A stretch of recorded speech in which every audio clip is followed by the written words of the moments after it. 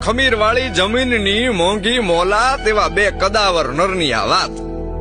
જય અને વીરુ જન્મ્યા ન્યાથી ભેગા ને ભેગા. એકની પૂંછડી પૂરી થાય ને બીજાની કહેવાળી શરૂ થાય એમ હંમેશા આગળ ને પાછળ એકબીજાની હારે ને હારે. જો ગીર અયોધ્યા હોય તો જય અને વીરુ ન્યાના રામ ને લક્ષ્મણ. બંનેના રૂપ અત્યંત વિકરાળ અને ઘટાદાર કેશવાળીના માલિક. બંનેનો રંગ અસલ ગરની માટી જેવો.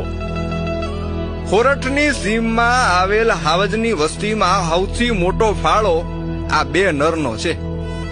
એક દીમાં 30 થી 40 કિલોમીટરનો પ્રવાસ ખેડી શકે એવા આ નર શિકાર કરવા ભેળા જાય અને એક મારણ કરતો હોય ત્યારે બીજો સિંહ બાળની રખેવાળી કરે. ઘરનું અસલ રાજ પરિવાર જ જોઈ લે. આંગણે આવતા કે રસ્તે મળતા કોઈ માનવીને કનડગત નહીં કરવાનો. બેયનો બાદશાહી મિજાજ.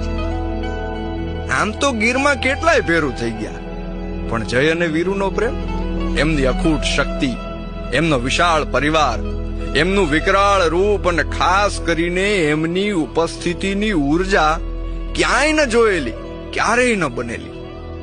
આપણા દેશના વડાપ્રધાન માનનીય શ્રી નરેન્દ્રભાઈ મોદીને ગર માટે અખૂટ પ્રેમ છે. કાળની અકળ ગતિમાં ગીર પ્રેમી, પ્રકૃતિ પ્રેમી અને હાવજ પ્રેમી દરેક વ્યક્તિની પ્રિય જોડી વિખૂટી પડી છે. ગર પંથકની માલિપા દંત કથા બની ગયેલી જય વીરુની જોડીના ગીતો આજે ગવાય છે.